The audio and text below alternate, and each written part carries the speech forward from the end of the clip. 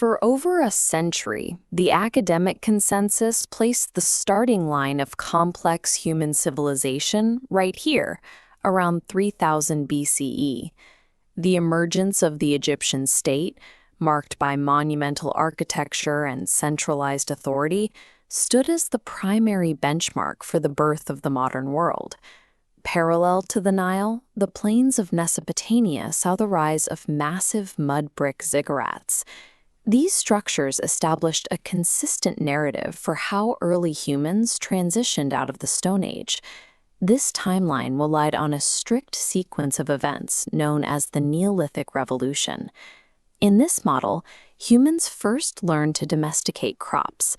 That agriculture created a caloric surplus.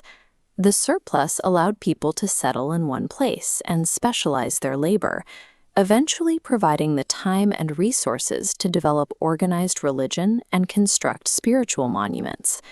This sequence, the plow before the temple, served as the bedrock of ancient history.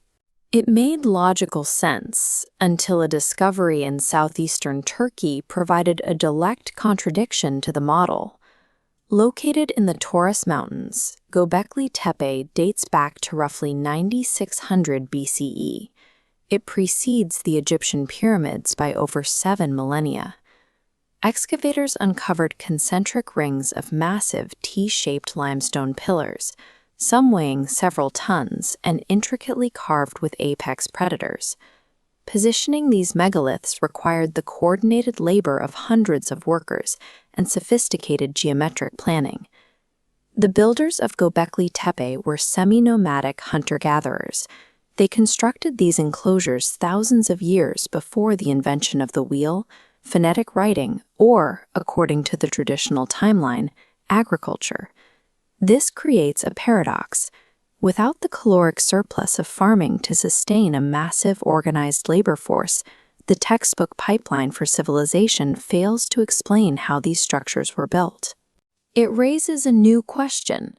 What actually compelled scattered hunter-gatherers to organize and build in the first place? Archaeologist Klaus Schmidt proposed that the drive to worship at a sacred site was the initial spark of organization. In his view, the psychological urge to congregate at a spiritual center preceded the invention of the plow. Maintaining a construction project of this magnitude created an immediate caloric crisis. Feeding pilgrims and laborers in one fixed location for months at a time quickly depleted the local wild game and forage. Analysis of the surrounding environment reveals that this pressure led to a significant genetic transformation. While these groups were initially harvesting wild einkorn wheat, the continuous demand for food within this specific radius forced them to transition from simple gathering to active cultivation. Genetic testing shows that wild wheat mutated into domesticated strains precisely within this pilgrimage zone. The commitment to sacred architecture effectively trapped these groups in place. To sustain their spiritual center, they were forced to master the land, making the invention of agriculture a biological necessity of their belief system.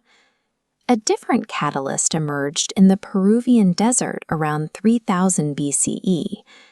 Caral-Supe is a 150-acre complex featuring 6 massive step pyramids and sunken circular plazas. Despite its scale, excavations revealed no weapons, defensive walls, or evidence of conflict. Instead, archaeologists found 32 flutes made from condor and pelican bones, suggesting a society organized around cultural exchange rather than defense. The organizing principle was a massive trade network. The people of Caral-Supe grew vast amounts of cotton, which they wove into heavy fishing nets. They traded these nets to coastal settlements for protein-rich marine resources, fueling the growth of their desert city through peaceful exchange. To manage the logistics of this network, they used the quipu, a system of knotted strings. Without a phonetic alphabet, they successfully recorded inventory and trade data, proving that complex administration can exist entirely without traditional writing. Caral-Supe demonstrates that monumental urban centers can emerge from collaborative resource management. In this environment, peaceful commerce served as a sufficient driver for social hierarchy and architectural complexity. While sites like Göbekli Tepe push the timeline back, they also highlight a risk in archaeology: the tendency to interpret every geometric anomaly as a lost civilization. This is frequently seen at the Yonaguni Monument off the coast of Japan. These submerged 90-degree rock steps are often claimed to be the remains of a 10,000-year-old artificial pyramid. However, the site's geology suggests a natural origin. Yonaguni is composed of sandstones with parallel bedding planes. Earthquakes fracture the rock along these natural joints, creating rectangular blocks that resemble masonry. Powerful currents then wash away loose debris, leaving a structure-like facade. Human history is demonstrably older than we once believed, but verifying that complexity requires rigorous science to separate human engineering from natural geological mirages. Around 2200 BCE, a global climate shift known as the 4.2 kiloyear event brought prolonged drought to the Middle East and South America. Agricultural yields failed, making many of these early monumental centers uninhabitable. The populations of Caral-Supe and the early Ubaid culture migrated, moving toward more reliable water sources and taking their social structures with them. They carried their foundational knowledge of irrigation, architecture, and record-keeping into new regions. These surviving technical blueprints formed the infrastructure for the first recognizable empires, such as the Sumerians and the Chavin. The knowledge preserved by these migrants during environmental crises formed the genetic code of the Bronze Age empires that followed.